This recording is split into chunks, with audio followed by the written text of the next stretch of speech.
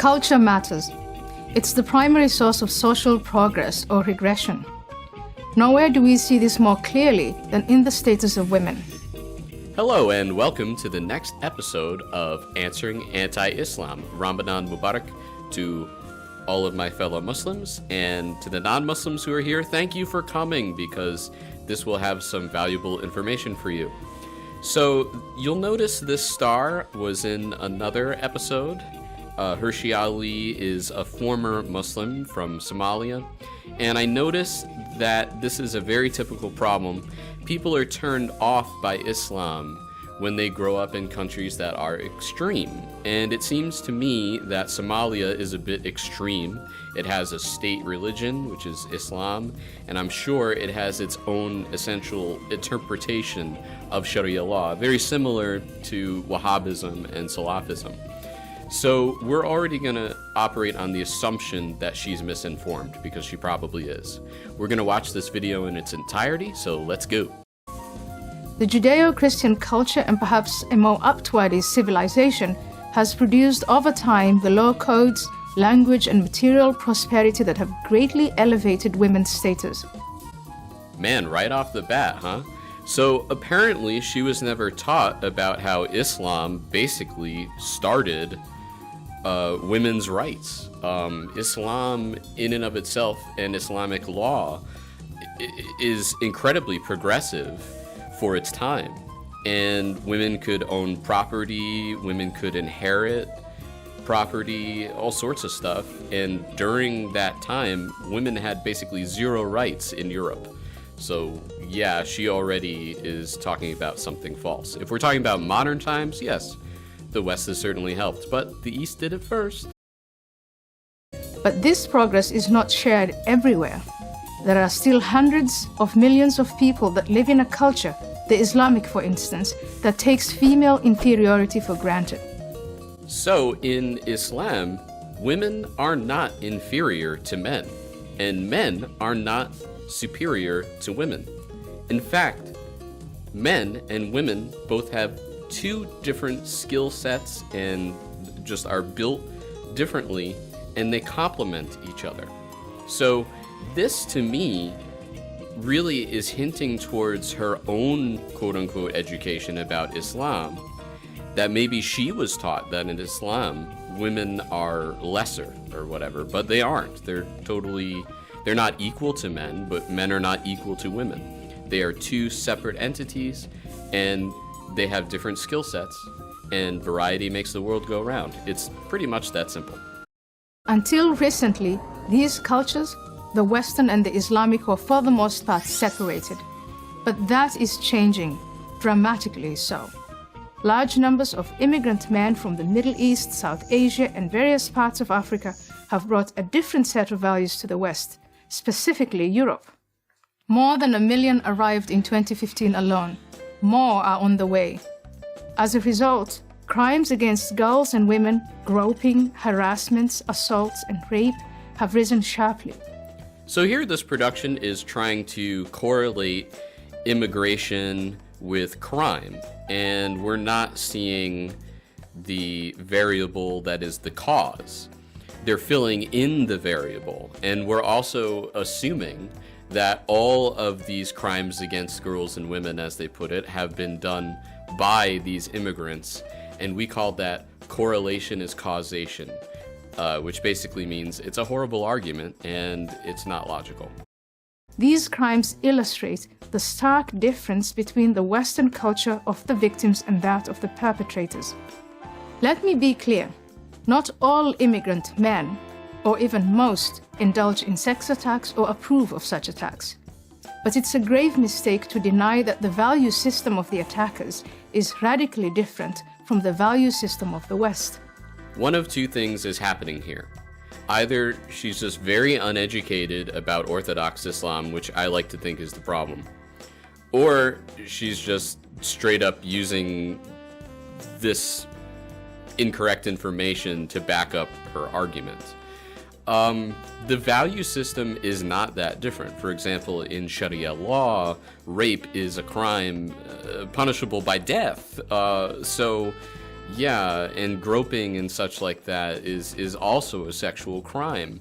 So there is really no difference. The Ten Commandments exist in Christianity, Judaism, and Islam, so we do have some pretty common core values. In the West, women are emancipated and sexually autonomous. Religiosity and sexual behavior or sexual restraint is determined by women's individual wishes. The other value system is one in which women are viewed as either commodities, that is, their worth depends on their virginity, or on the level of a prostitute if they're guilty of public immodesty, wearing a short skirt, for example.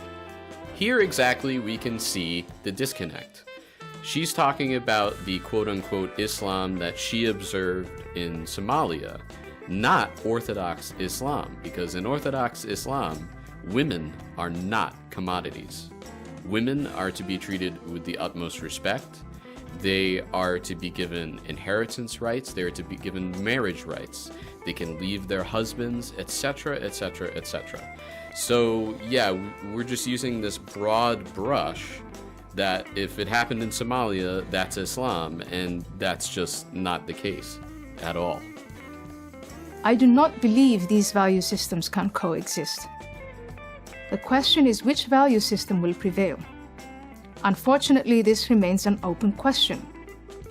The current situation in Europe is deeply troubling.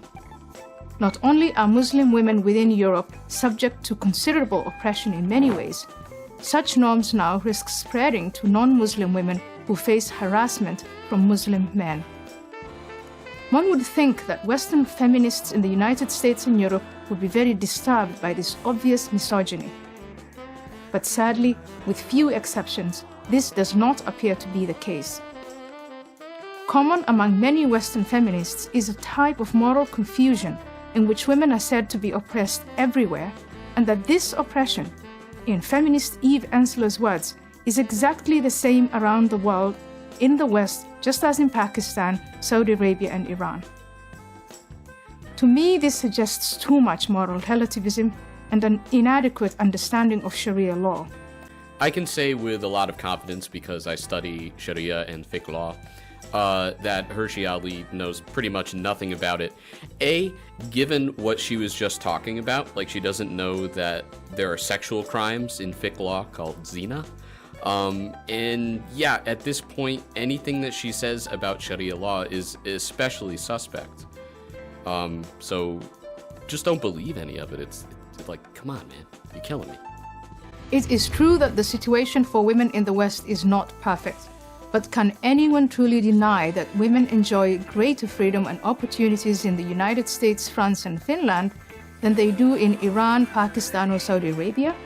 So now we're merely going to correlate the fact that these women who are, I believe, legitimately oppressed by Orthodox Islamic standards, who live in these so-called Islamic countries, which are about as Islamic as Gordon Ramsay's pulled pork recipe, she's going to try to make this correlation. And here's the thing, is it's not Islam. This is not Islam to force women to do things. I believe even to have a law that says they need to wear a hijab. That's not Islam.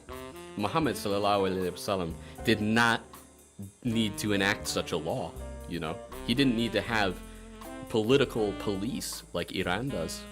So, yeah, my argument is those places aren't Islamic. Other feminists have also argued that non-Western women do not need saving, and that any suggestion that they need help from Western feminists is insulting and condescending to non-Western women. So since this does involve feminism, I feel obligated to speak a little bit on that. As far as that goes, yeah, women should have equal rights under law as men do. And I say that because I'm a libertarian. I don't think there should be a boatload of laws. If I ruled the United States, I would basically leave everybody the heck alone, you know? And if I was a caliph, I would have everyone devote themselves to a certain fiqh school, for example, so they can pick the laws that they want to be judged by. And I would also have a secular law that if somebody just wanted to be judged by that, go for that. Options are good, freedom is good, liberty is good. I guess I'm kind of feminist. My perspective is a practical one. Any efforts that help Muslim women, whether they live in the West or under Islamic governments, should be encouraged. Every effort to pressure these governments to change unjust laws should be supported. Western feminists and female Western leaders have a simple choice to make. Either excuse the inexcusable or demand reform in cultures and religious doctrines that continue to oppress women. I'm doing this in real time, so I'm very pleased by this title card because it's separating culture and religion. They should always be separate. Religion is religion, culture is culture. There is religious culture. For example, Christian religious culture is stuff that doesn't happen in the Bible, like Santa Claus or the Christmas tree. I guess you could say there's such a thing as Islamic culture. I haven't seen that in Western academia, but I would argue things like kissing the black stone or touching the black stone is part of Islamic culture. So yeah, A+ for that. We're basically on the same side, but the problem is she's blaming religion, and I'm blaming basically people who rule governments. And that's really the problem. They're tyrants, using Islam as a political tool. Nothing illustrates this better than what happened in Cologne, Germany on New Year's Eve 2015. That night, during the city's traditional celebrations, numerous German women, 467 at the last count, reported being sexually harassed or assaulted by men of North African and Arab origin. Within 2 months, 73 suspects had been identified, most of them from North Africa. 12 of them have been linked to sexual crimes. Yet, in response to the attacks, Cologne's feminist mayor Henriette Reker issued an arm's-length guideline to women. Just keep an arm's-length distance between you and a mob of Arab men, she advised Cologne's female population, and you will be fine. So just a quick recap. Sexual crimes are called zina, and what we're talking about is punishable by Sharia law. So to essentially argue that sexual crimes are part of Islam or in Islam's culture, that's you're looking at the wrong Islam, basically. When you look at orthodox Islam, such things are punishable by death in some cases. So it really, what we're talking about really are governments and orthodox Islam versus, I don't know, you could say imposed Islam. So I talked earlier about how I don't think a hijab should be something required by law. And I say that because I believe in freedom of religion. And I also believe in orthodox Sharia law, which is only applicable to Muslims. So I shouldn't want, as an Orthodox Muslim, I should not want that imposed on Christians or Jews or pagans. Why do I not want that imposed? Well, because they're not Muslims. That's the whole idea of Sharia law. Mayor Reker's comments underline the seriousness of the problem. A culture clash is upon us. The first step in resolving it is to unapologetically defend the values that have allowed women to flourish.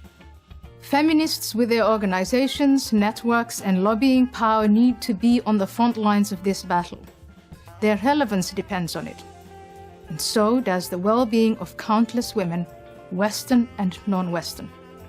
I'm Ayaan Hirsi Ali of Harvard University for Prager University. So I hope you all enjoyed this impromptu episode. Basically, what I took away from this is that Hirsi Ali pretty much knows nothing about Islam or real Orthodox Sharia law or Orthodox Islam or anything like that. From a libertarian perspective, this seemed a little bit xenophobic to me. It seemed like we can't have those foreigners' ways invade our ways, you know what I mean? And the thing is the two societies are very similar, especially because Judaism and Christianity share common values with Islam. So you would see similar basic laws in both places. That's a fundamental issue with this that we call a false dilemma. Last and final problem is, of course, how are you going to get these people to change the way that they operate their government? Answer, you aren't. We've had sanctions on Iran for quite some time, and I mean, the governments don't change. Governments don't care really about their people. If the people suffer, politicians don't suffer, you know? So I guess that's a story for another time. But thank you for stopping by and watching this episode of Answering Anti-Islam. I hope that this gave some ammunition to my fellow Muslims, and I also hope that this informed some non-Muslims. Until next time.